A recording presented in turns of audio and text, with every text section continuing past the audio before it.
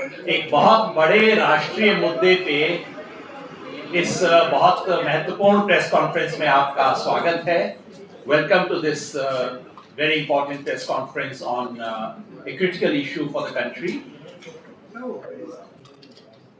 This press conference is being organized by Bharat Jodo Abhiyan and Desh Bachao Ganamanch.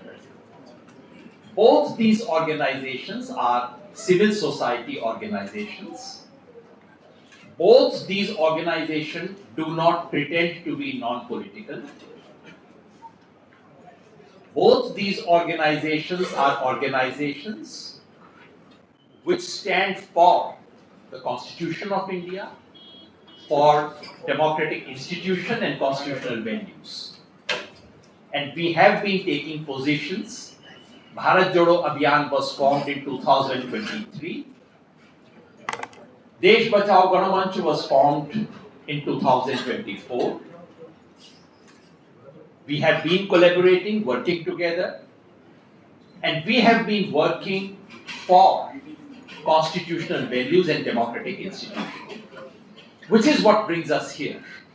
Because what is happening in West Bengal in the name of SIR is clearly something that challenges the foundations of this republic, foundations of our constitutional values, foundations of our democratic institutions. दोस्तों, ये press conference Bharat जोड़ो अभियान और देश बचाओ गणमंच की तरफ से आयोजित की गई है, जो दोनों संगठन इस देश के संविधान और लोकतांत्रिक संस्थाओं के पक्ष में काम करते रहे हैं।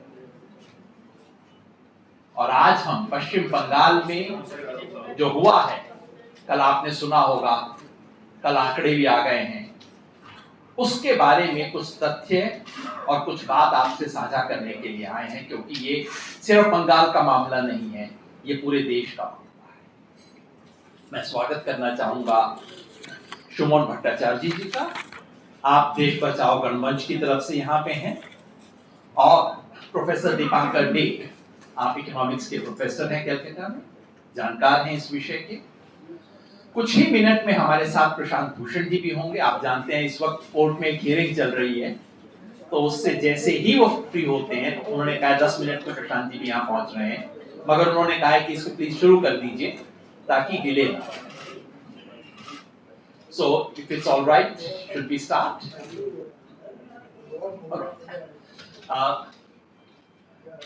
If it's all right, then I'll start with the presentation. What I would do is, since the presentation is in English, I'll mix Hindi and English to explain this.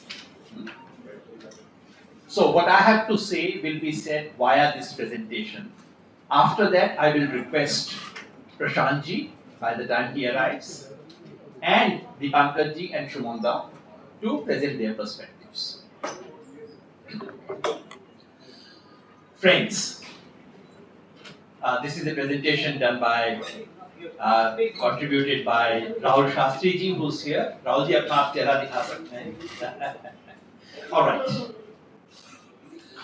ये जो SIR है, this is Special Impediment Removal Exercise in Bengal. ये SIR जो देश में special intensive revision बताया जाता है, ये वो नहीं है। बंगाल में it is very special. Special नहीं है, it's very special. It is not intensive, but it is intensively targeted, and it is not revision, it is rewriting. अब क्या इम्पेडिमेंट है? ये एक अड़चन को हटाने का अभियान है। वो अड़चन क्या है? देखिए, पूरे इस देश में SIR चल रहा है, और SIR का मतलब है डिसएनफ्रेंचाइजमेंट पूरे देश में। इसमें बंगाल कोई विशेष नहीं है, सब तरफ ये आफत है। SIR में दो चीजें की जा रही हैं जो अभूतपूर्व हैं, जो आज तक इस देश की हिस्ट्री में कभी नहीं हुई। नंबर एक, लोगों पे ओनस डाल दिया गया है कि आप फॉर्म भरिए, आप 50 साल से वोटर लिस्ट में होंगे, कोई फर्क नहीं पड़ता, अब आपको नए सिरे से अप्लाई करना पड़ता, फॉर्म नहीं आएगा तो आउट। और दूसरा कि आप सिटीजन हैं या नहीं मुझे नहीं पता, आप साबित कीजिए। इसका परिणाम इस टेबल में दिख रहा है आपको। ये टेबल दिखाती है कि अब तक इस देश में अलग अलग राज्यों में आप देखिए कितना रिमूवल हो चुका है। अगर आप इसकी आखिरी वाली टेबल पे देखें, आखिरी वाली लाइन को देखिए, उत्तर प्रदेश में अभी फाइनल फिगर नहीं आए हैं, 2 करोड़ से ज्यादा वोट डिलीट होने वाले हैं। लेकिन उत्तर प्रदेश को यदि आप छोड़ दें तो अब नंबर 1 पे वेस्ट बंगाल है। 90,80,000 के करीब वोट वेस्ट बंगाल में कटे। हर स्टेट में वोट कट रहे हैं और इस लिस्ट को यदि आप जोड़ देंगे लगभग 6 करोड़ वोट इस देश में कट चुके हैं एसआईआर की वजह से। तो ये पूरे देश में हो रहा है। लेकिन वेस्ट बंगाल में एक विशेष प्रॉब्लम थी। बीजेपी को अश्वमेध यज्ञ करना है। इस देश में परमानेंट मेजॉरिटी चाहिए और उस परमानेंट मेजॉरिटी के रास्ते में 4D की प्रॉब्लम है। हमारे प्रधानमंत्री को भी ये चीजें पसंद है तो मुझे भी पसंद आने लग गई है। 4D, 3C, तो ये 4D की प्रॉब्लम है। 4D की क्या प्रॉब्लम है? एक तो डेस्परेशन, भाई और कुछ भी हो, बंगाल का किला तो किसी भी तरह से येन केन प्रकारेण फतेह करना ही करना है। डेस्परेशन है। दूसरा, डेस्परेशन के साथ दिक्कत यह है कि बीजेपी की डिटेरियोरेशन है। जो भी बंगाल जानते हैं, और आप में से बहुत बंगाल के बहुत नामी गिरामी पत्रकार रहे हैं कई लोग, पिछले 2-3 साल में बीजेपी डाउन हो गई है बंगाल में। संगठन टूट रहा है, डिटेरियोरेशन हो रहा है। तीसरी समस्या यह है कि यहां ऑपोजिशन डिटरमिन्ड है, पूरा जान लगा के खड़ा हुआ है। और चौथी समस्या यह है कि एक डेमोग्राफिक प्रॉब्लम है कि बंगाल में एक बड़ा तबका है जो नेचुरली बीजेपी के खिलाफ है, माइनॉरिटीज, मुस्लिम्स। तो बीजेपी की जो अश्वमेध यज्ञ करने की इच्छा है उसमें ये 4D की प्रॉब्लम है। Desperation, deterioration, determined opposition and demographic impediment. तो अब कोई तरीका चाहिए जिससे कि ये इंपेडिमेंट हटाया जा सके। ये जो चौथा इंपेडिमेंट है, किसी ने जरूर बैठ के सोचा होगा, आकाशवाणी हुई होगी कि आप अगर किसी तरह से इस 30% में से 4-5% काट दो तो फिर मामला ठीक हो जाएगा, फिर हम इलेक्शन लड़ने की स्थिति में आ जाएंगे। तो एक हिडन स्क्रिप्ट है और देखिए सारा खेल उस हिडन स्क्रिप्ट के हिसाब से हो रहा है बंगाल में। पहली चीज याद रखिए, मैं चाहता हूं हम सब लोग याद रखें, बंगाल की वोटर लिस्ट में कोई प्रॉब्लम नहीं था एसआईआर से पहले। In fact Bengal was the most ideal state in the country। कैसे पता लगता है वोटर लिस्ट में गड़बड़ है कि नहीं है? You compare it to the adult population। ये adult population बंगाल का था और ये भारत सरकार के फिगर है, हमारे फिगर नहीं है। Government of India expert group on population projection. Before SIR, the adult population of West Bengal in the month of December was 7,67 lakhs. And what was the voters list? 7,66 lakhs. इससे ideal match मैंने कहीं नहीं देखा है। What is the match? 99.67%। इससे अच्छा match इस देश में किसी राज्य में नहीं था। सो कोई बीमारी नहीं थी जिसका इलाज किया जा रहा है, बीमारी थी नहीं, और यही बीमारी है कि बीमारी थी नहीं, तो अब आपको बीमारी इन्वेंट करनी पड़ेगी। आगे देखिए, क्योंकि अखबारों में प्रोपेगेंडा चला, मीडिया में, कि साहब एसआईआर से पहले बंगाल में बहुत सारे वोटर जोड़ दिए गए थे। पहली बात तो कि जो भी जोड़े थे उसके बाद भी मिला के 99.67% था, 100 क्रॉस नहीं किया था। इस देश के कई राज्य हैं जहां 100 से ज्यादा है, 107% भी है देश में कई जगह पे। बंगाल में प्रॉब्लम नहीं था। एसआईआर से पहले बंगाल में एप्लीकेशंस आए, क्योंकि बिहार में जब खबर आई एसआईआर की तो डर के घबरा के लोगों ने लाइन में लगना शुरू किया, बर्थ सर्टिफिकेट लेने शुरू किए, अप्लाई किया। लेकिन आप देख रहे हैं उनमें से 41% एप्लीकेशंस रिजेक्ट हो गए। जिसका चर्चा की जाती है मुर्शिदाबाद, वहां 56% एप्लीकेशंस रिजेक्ट कर दिए गए उस टाइम। कोई सर्ज नहीं हुआ, कोई दनादन वोट नहीं बढ़े। ये बात एकदम झूठ है। तीसरी बात कही जाती है कि बंगाल का जो लोकल एडमिनिस्ट्रेशन और जो पूरी ब्यूरोक्रेसी है, जो इलेक्शन ऑफिसर्स थे, वो सारे रूलिंग पार्टी के साथ मिलकर बहुत गड़बड़ करते थे, बताई जाती है। हमने कहा चलो इसको आंकड़े से चेक कर लेते हैं। This is the rejection rate. जो फॉर्म 6 में नए एप्लीकेशंस दिए जा रहे थे, क्योंकि मीडिया में ये आरोप ये था कि पता नहीं लाखों कर हजारों लाखों नए वोटर बन रहे हैं दिन रात बंगाल में, और वहां टीएमसी के वर्कर और ब्यूरोक्रेट्स मिलके उस वोटर्स को बनवा रहे हैं, सारी वोटर लिस्ट बर्बाद हो गई है। ये देखिए रिजेक्शन लिस्ट। ये लोग मई के महीने में 50% क्लेम रिजेक्ट हो रहे हैं, जून में 41% हो रहे हैं, और एसआईआर के बाद जो आए हैं वो 81 रिजेक्ट हुए हैं। और ये वहां की लोकल ब्यूरोक्रेसी ने रिजेक्ट किए हैं, ये इलेक्शन कमीशन ने नहीं किए हैं। इसका कोई एविडेंस पॉइंट सिर्फ इतना है, ये कहना कि local bureaucracy was hand in gloves और अचानक पता नहीं लाखों वोट बनवा रहे थे, इसका कोई प्रमाण अगर वो होता तो रिजेक्शन रेट 5% होता। यहां रिजेक्शन रेट 50%, 41%, बाद में तो 80% रिजेक्शन रेट है। There is no evidence of partisanship so far. आगे देखिए, स्टेज 1 पे शुरू हुआ। आइए Prashant ji, please welcome Prashant ji, everyone knows him, so we'll just go ahead with that. Please. ये है स्टेज 1। जब एसआईआर शुरू हुआ, stage 1 as you know is about filing enumeration form। आपने एन्यूमरेशन फॉर्म दे दिए तो आपका नाम ड्राफ्ट लिस्ट में आ जाएगा, नहीं दिए तो कट जाएगा। वहां भी बंगाल में कुछ भी अनयूजुअल नहीं हुआ, क्योंकि ये फैलाया गया कि बंगाल में तो साहब किसी का नाम, सारे एन्यूमरेशन फॉर्म आ गए, वहां पता नहीं क्या क्या गड़बड़ हो रही थी। अब आप ये देख लीजिए, पूरे देश का डेटा है। डेट का कॉलम देखिए, बंगाल इज 3.2%, बाकी सारे देश में क्या है 3, 3, 4, 2, 1, 3। It's absolutely the same as in the rest of the country.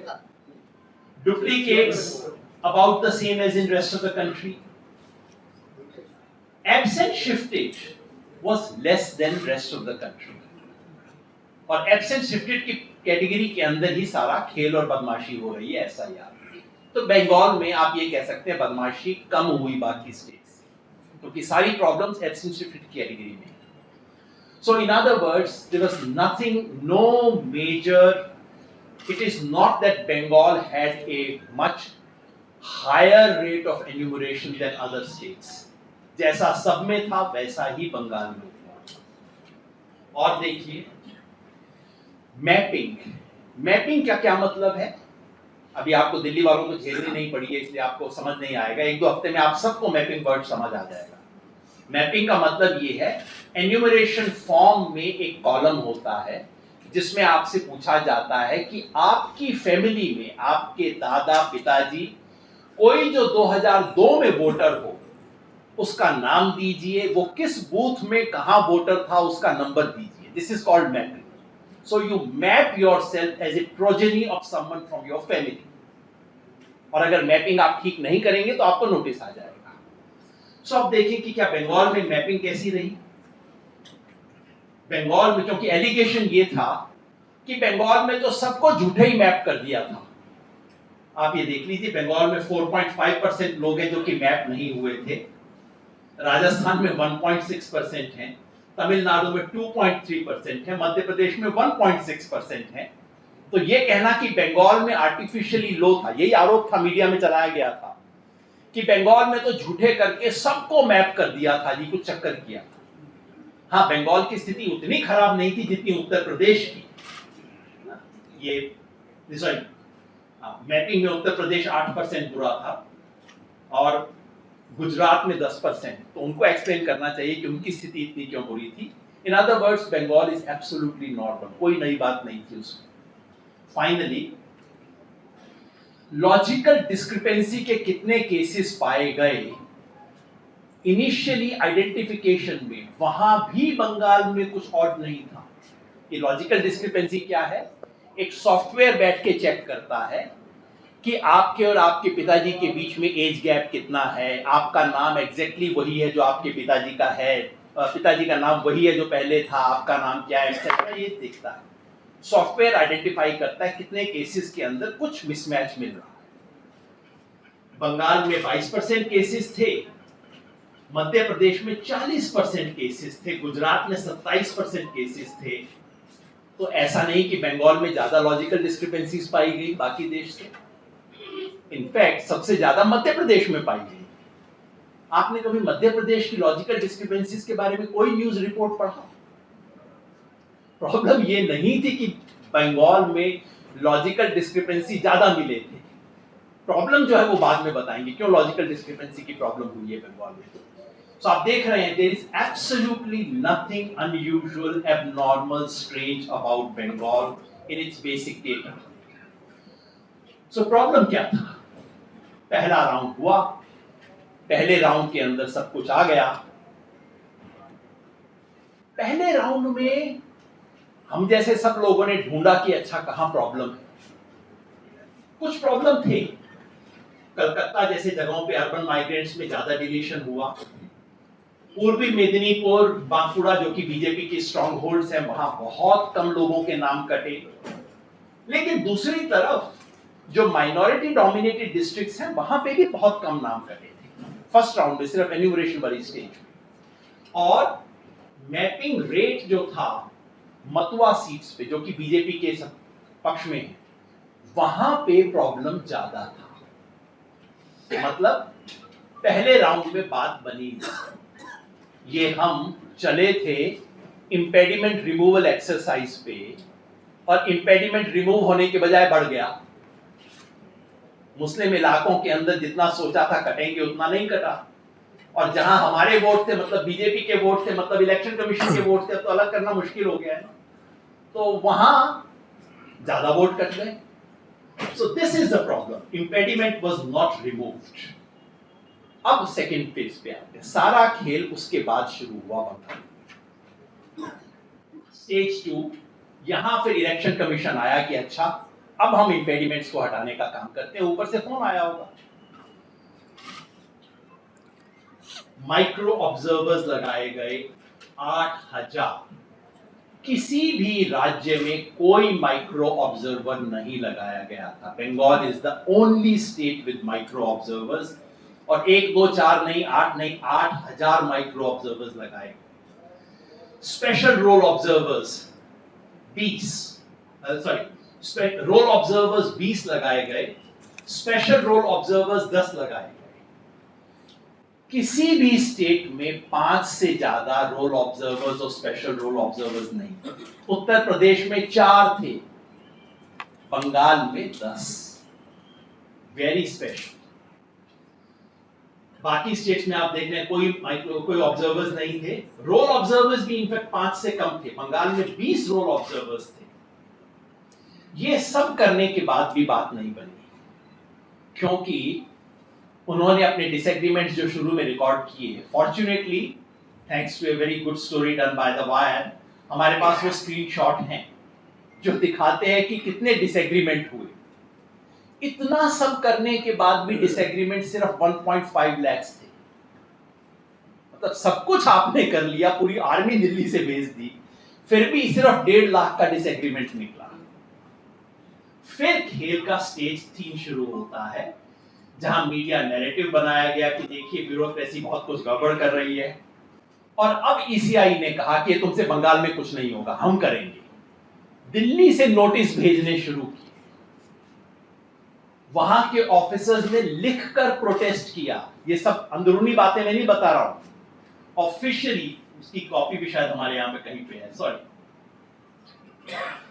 उनकी एसोसिएशन ने बाकायदा लिख के, वापस आ जाते हैं उसी, बंगाल के ऑफिसर्स की एसोसिएशन ने लिखकर प्रोटेस्ट किया कि हमारे सिग्नेचर हैं, आप दिल्ली से उसे कैसे भेज सकते हो, मुझे पता नहीं मेरे नाम पे सिग्नेचर हो रहे हैं, ये कैसे हो सकता है।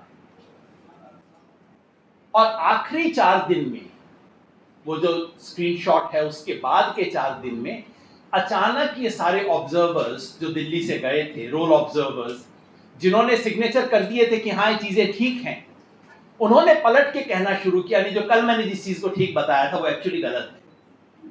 वापस उन्होंने रिवर्स करना शुरू किया और अचानक फिर डिफरेंसेस बढ़ने शुरू हुए।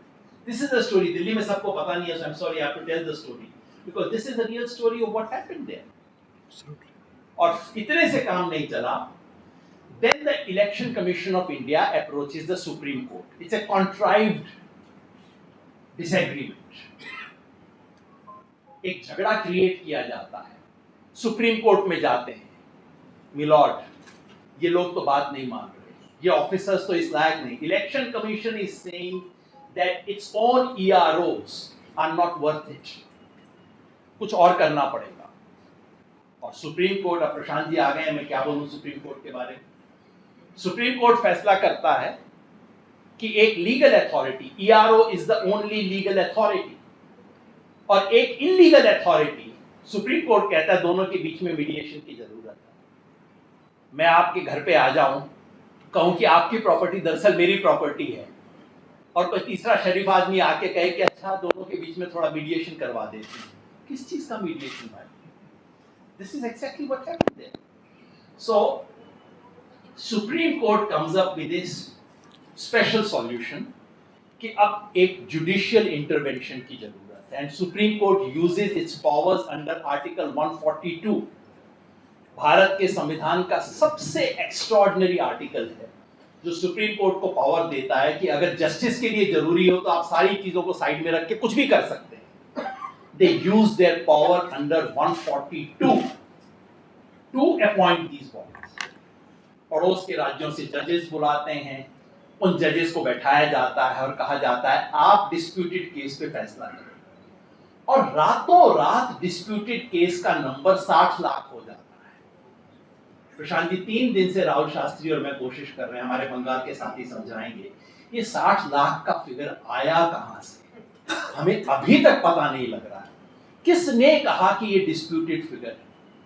क्योंकि जिस ERO को अथॉरिटी थी according to the supreme court, उसने तो नहीं कहा। किसने फैसला किया कि ये केसेस डिस्प्यूटेड है? आज तक क्लियर नहीं है। 60 लाख केसेस को डिस्प्यूटेड में डाला गया, और फिर इन जजेस से कहा गया कि आप इस पे फैसला कर दीजिए।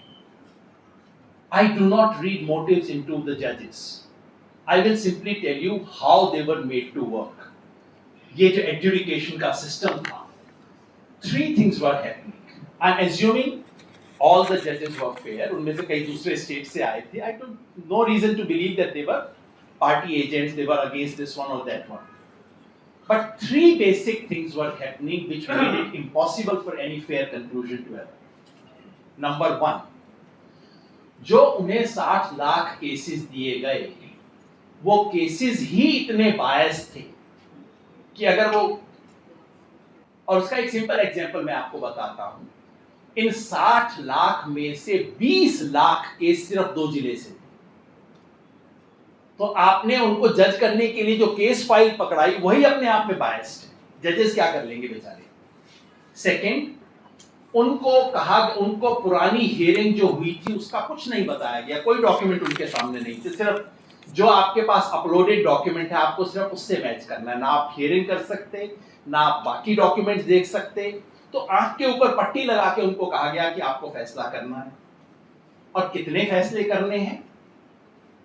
Rahul Shastri and I worked again a lot to see कि एक जज एक दिन में कितने फैसले कर रहा था। मुझे लग रहा था 350, राहुल शास्त्री इज कंजर्वेटिव, उसने कहा नहीं 250। Minimally, each judge was passing 250 orders in one single day. I have senior bureaucrats sitting here, you would know. 250 cases में आप एक दिन में फैसला कर रहे हो। 250 लोगों की जीवन मौत आप एक तरह से वोटर लिस्ट पे रहेंगे या नहीं उसका फैसला कर रहे हैं। मान लीजिए बंदा बहुत ईमानदार है, 10 घंटा काम कर रहा है, वैसे मैं ऐसे मिलता नहीं ऑफिसर्स को, पर ये जज बहुत अच्छे रहे होंगे, 10 घंटा काम करते होंगे। 1 घंटे में 25 लोगों के बारे में फैसला कर रहे हैं। अब आप बताइए, 1 घंटे में 25 लोगों का आपको फैसला करना है कि ये बंदा भारत का नागरिक है कि नहीं, उसको वोटर लिस्ट में होना चाहिए या नहीं। फिर यही होगा, कारगिल हीरो कोई है, उसको आपने खारिज कर दिया। ऐसे में नंदलाल बोस के होते होते के तो क्या बिसात ही क्या है, घंटे में 25 फैसले करने हैं भाई। देखा, फाइल पे किया, टिक किया, आगे चले। This is what has happened, this is what has led to the kind of. तो मैं जजेस की इंटेग्रिटी पे शक नहीं कर रहा हूं इस केस में, लेकिन अगर इस तरह से आप दुनिया में हरिश्चंद्र को भी बैठा देंगे, वो भी यही तरह के फैसले देगा जो अभी हुए हैं। एडजुडिकेशन से क्या हुआ, 27 लाख केस डिलीट हो गए। Out of 60 lakh cases 45% deletions has taken place। और अनफॉर्चुनेटली इनका एक पैटर्न, जिन जिलों में टीएमसी का परफॉर्मेंस अच्छा रहा उन जिलों में डिलीशंस ज्यादा हुए।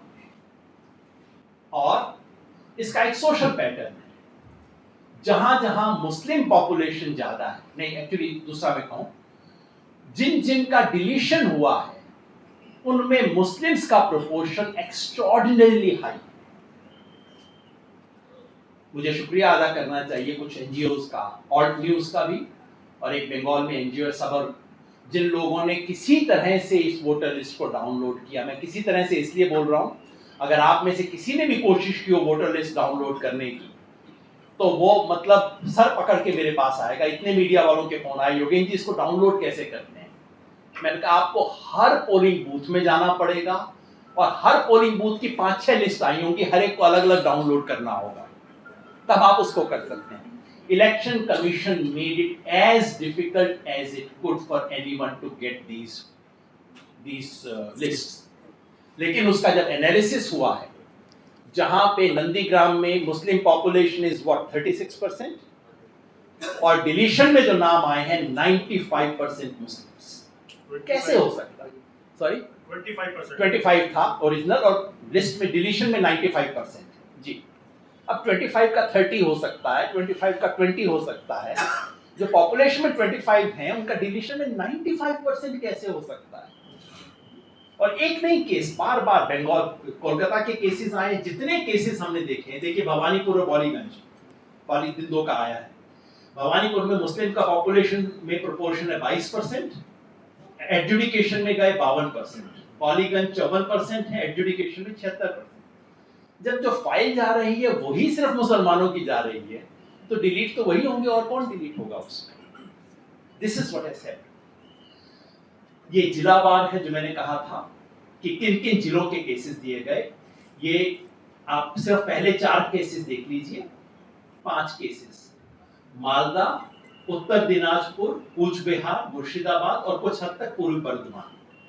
इन सब में 50% से ज्यादा केसेस एडजुडिकेशन के लिए गए। और ये सारा इलाका कौन है? जो बंगाल थोड़ा सा भी जानता है वो जानता होगा, ये सारा मुस्लिम मेजॉरिटी कंसंट्रेट, मेजॉरिटी नहीं, मुस्लिम हाई मुस्लिम पॉपुलेशन का एरिया है, जो दिनाजपुर से शुरू होता है मालदा तक आता है, और इस वेस्ट की तरफ जाइए तो थोड़ा सा उसमें वर्धमान का इलाका आता है। This is the Muslim majority area, सारे वहां के केसेस गए। आगे चले, ये उसका वो है। So I just come to my final point. जैसा मैंने शुरुआत में कहा था, इसकी एक पॉलिटिकल स्क्रिप्ट थी। फाइनली क्या हुआ? जो 27 लाख केस डिलीट हुए वो बंगाल के वोटर्स के 5% के करीब होंगे, जो एक्चुअल वोटिंग पॉपुलेशन, इलेक्टोरेट नहीं, इलेक्टोरेट ज्यादा, इलेक्टोरेट का 3-3.5% है, लेकिन जो वोटिंग पॉपुलेशन है उसका 5%। टीएमसी का आरोप है कि ये 27 लाख, शुरू वाले जो कटे थे 58 लाख, उसमें कोई पॉलिटिकल पैटर्न नहीं था, कम से कम मुझे दिखाई नहीं दिया। लेकिन ये जो 27 लाख है ये बिल्कुल उसी नियत से किए गए हैं। और ये देखिए, पहले टीएमसी का गैप था 9%, 24 में आके हो गया था 7%, और जो अनयूजुअल डिलीशंस हुए हैं ये 5% है। इसका क्या असर होगा? 2021 में TMC won 36 seats bye margin of less than 5%। तो 36 सीट सीधे सीधे स्कैनर में। एक और साथी हैं जिन्होंने बहुत क्लोजली एक कॉन्स्टिट्यूएंसी को स्टडी किया है, वो बता रहे हैं कि 19 से 25 सीट तो बिल्कुल सीधे खतरे में है, और अगर जो मार्जिन्स में है उनको भी शामिल कर लिया जाए तो 54 से 70 सीट तक हैं। ये वो सीटें हैं जिनमें एसआईआर के डिलीशन की वजह से सीधे सीधे पॉलिटिकल आउटकम बदल सकता है। So finally the question then is, has the mission been accomplished? जिस मिशन को लेके चले थे, क्योंकि ये स्पेशल इंपेडिमेंट रिमूवल एक्सरसाइज था, तो क्या वो स्पेशल इंपेडिमेंट रिमूव हो गया है? That's a question. और ये सिर्फ पॉलिटिकल एनालिस्ट का क्वेश्चन नहीं है, ये इस देश के हर नागरिक का सवाल होना चाहिए, क्योंकि अगर वोटर लिस्ट को क्यूरेट किया जा सकता है फिर तो कुछ भी हो सकता है। लोकतंत्र इस बिना पे चलता है कि वोटर सरकार को चुनते हैं, सरकार वोटर को नहीं चुनती, लेकिन यहां सरकार वोटर को चुन रही है। अगर वो होने लग गया तो उसके बाद क्या बचेगा इस लोकतंत्र में? एक अंतिम बात और कहना चाहता हूं सुप्रीम कोर्ट के बारे में। कंटेम्प्ट आप भी नहीं चाहते, मैं भी नहीं चाहता। इसमें कोई शक नहीं कि सुप्रीम कोर्ट को एक बहुत ही मेसी सिचुएशन के अंदर इंटरवीन करना पड़ा, मगर सवाल यह भी है कि वो मेस बनाने में खुद सुप्रीम कोर्ट की कितनी भूमिका थी। आप इजाजत देते हैं मिलॉर्ड, आप लोग इजाजत देते हैं कि इतने बड़े इंटेंस पॉलिटिकल राज्य में 4 महीना पहले वोटर लिस्ट नए सिरे से लिखी जाएगी। आप इसकी इजाजत देते हैं कि लॉजिकल डिस्क्रिपेंसी, जिसका कहीं कोई जिक्र किसी कानून रूल कहीं पे नहीं है, उसके नाम पे 1.5 करोड़ लोगों को नोटिस दिए जाएंगे। आप इसका इजाजत देते हैं कि लिस्ट सार्वजनिक नहीं की जाएगी, लिस्ट को इस तरीके से छुपा छुपा के डाला जाएगा। आप ऑफिशियल ईआरओ के सर पे एक नई अथॉरिटी को बनाते हैं, जजेस को, जिनको कोई बैकग्राउंड नहीं है, जिन्होंने ये काम कभी किया नहीं है। आप उनको इतना समय देते हैं कि इलेक्शन का समय सर पे आ गया है, और परसों आप जजमेंट देते हैं कि नहीं, ये 27 लाख लोग एपिलेट अथॉरिटी में जा सकते हैं। कब जाएंगे? कब फैसला आएगा? आप कहते हैं कि सप्लीमेंट्री लिस्ट आ जाएगी। वेस्ट बंगाल के सीओ ने उस दिन रात को कह दिया कि जो सप्लीमेंट्री लिस्ट आएगी वो अगले चुनाव में वोट देंगे। ये असंभव है, जानते हुए आपने ऐसा किया। सो इस देश में आज लोकतांत्रिक राजनीति की जो हालत हो गई है, हर संस्था टूटती जा रही है, और लोगों का भरोसा ले दे के आखिरी दीवार है जुडिशरी। क्या वो दीवार खड़ी रहेगी? ये आस्था लेके लोग आज इस केस को देख रहे हैं। और याद रखिए, हम सबको पता है एडीएम जबलपुर केस क्या था। इमरजेंसी में था, जिस केस में सुप्रीम कोर्ट ने fundamental rights including right to life को खत्म करने पे ठप्पा लगा दिया था। मैं बिना हिचक के कहना चाहता हूं, फंडामेंटल राइट्स के लिए जो एडीआर जबलपुर का केस था, वही केस एसआईआर इस देश की इलेक्टोरल डेमोक्रेसी के लिए है। देश की जनता की आज भी उम्मीद है कि ये रोका जाएगा, वो अंतिम दीवार नहीं गिरेगी। हम सबकी ये उम्मीद है।